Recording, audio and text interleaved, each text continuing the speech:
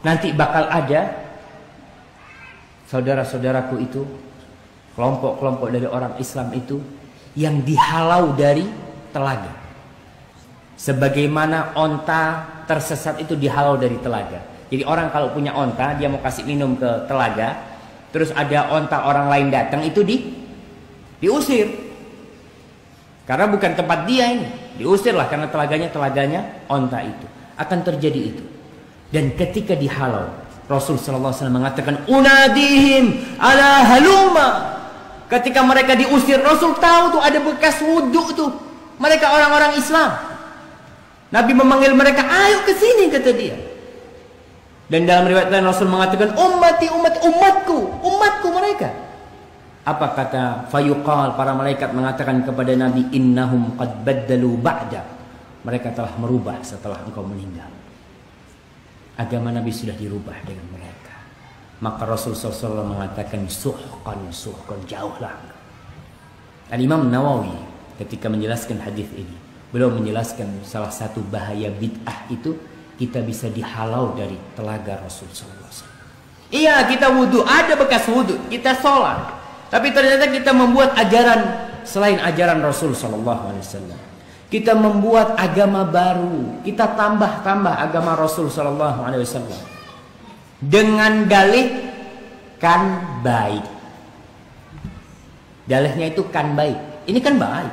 Jadi ada hadis lain yang berbunyi, akan datang orang-orang yang aku kenal ke Haud. Mereka datang. Lalu mereka ditarik oleh malaikat, dimasukkan, mau dilempar ke api neraka. Kata Nabi SAW, "Ya Allah, wahai Tuhanku, ini sahabat-sahabatku.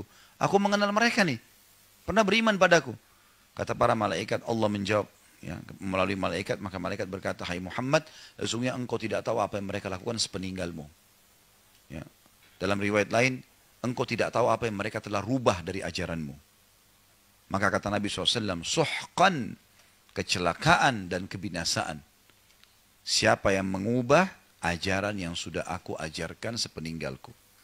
Ya, seperti banyak orang sekarang, subhanallah, kalau diingatkan, jangan, Rasulullah tidak buat, enggak apa-apa. Ya sudah, enggak apa-apa, terserah. Tanggung jawab loh. Gitu kan. Enggak mau dinasihatin, tetap mengotot. Oh ini garis keras lah, ini wahabi lah, ini apalah. Oke lah, terserah, buat saja. Gitu kan. Yang penting kita sudah sampaikan. Gitu kan. Tapi seperti itu, subhanallah, orang tidak mau diingatkan. Padahal ini hadis jelas. Hadis sahih riwayat Bukhari Muslim masalah ini. Orang yang mengubah ajaran Nabi SAW akan ditolak oleh Nabi, ditolak oleh malaikat yang ditugaskan oleh Allah untuk menuju ke Haud. Bahwa Nabi SAW menyebutkan di hari kiamat nanti ada orang-orang yang dihalangi untuk masuk ke dalam telaga beliau. Yang sebagian mereka, kata Nabi SAW, saya kenal mereka. Begitu saya ingin membawa mereka ke dalam telagaku Haud, maka dilarang. Mereka dilarang untuk masuk ke dalamnya. Aku pun berkata, ya Allah, mereka adalah umatku. Mereka adalah umatku. Dalam sebuah riwayat yang lain, mereka adalah sahabatku. Mereka adalah sahabatku. Maka dikatakan kepada Nabi SAW, innaka la tadri ma ahdatsu ba'dak. Kamu tidak tahu, mereka telah mengubah-ubah agamamu setelah engkau meninggal. Maka Nabi pun berkata, suhqan liman baddala wa ghayyar. Celaka atau menjauhlah orang-orang yang telah mengubah, mengada-adakan perkara baru dalam agamaku. Adapun yang tidak datang ditolak, bukan Nabi yang menolak, tapi ada malaikat yang menolak mereka. Jadi Rasulullah SAW menunggu, ana faratukum alal haud. Aku menunggu kalian, aku lebih dahulu di telaga, di padang mahsyar. Ya, Nabi menunggu umatnya yang kehausan di bawah terik matahari untuk minum dari telaga Nabi SAW. Tiba-tiba ada orang yang Nabi kenal, Nabi sudah tunggu, ternyata mereka diusir. Maka Nabi berkata, ummati. Dalam riwayat usayhibi. Ya Rasul, ya Allah itu umatku. Ya Allah itu sahabat-sahabatku. Maka malaikat berkata, innaka la tadri ma ahdatsu ba'dak. Kau tidak tahu apa yang mereka ada-adakan setelah meninggalnya engkau. Innahu qad ghayyaru wa baddalu. Sungguhnya mereka telah merubah ajaranmu dan telah mengganti ajaranmu. Ya. Jadi siapakah yang tertolak dari telaga Nabi SAW? Di antaranya orang-orang yang murtad. Ya. Di antaranya kata para ulama, orang yang merubah ajaran Nabi, yang melakukan bid'ah-bid'ah yang besar seperti bid'ah Qadariyah, bid'ah Khawarij, bid'ah Syiah dan yang lainnya. Ya.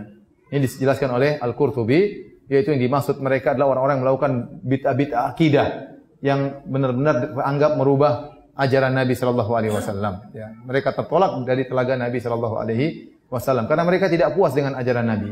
Mereka mengadakan apa? Perubahan. Ya. Atau ajaran Nabi tidak sesuai dengan logika mereka, maka mereka tidak terima ajaran Nabi sallallahu alaihi wasallam. Ada lagi yang bertanya?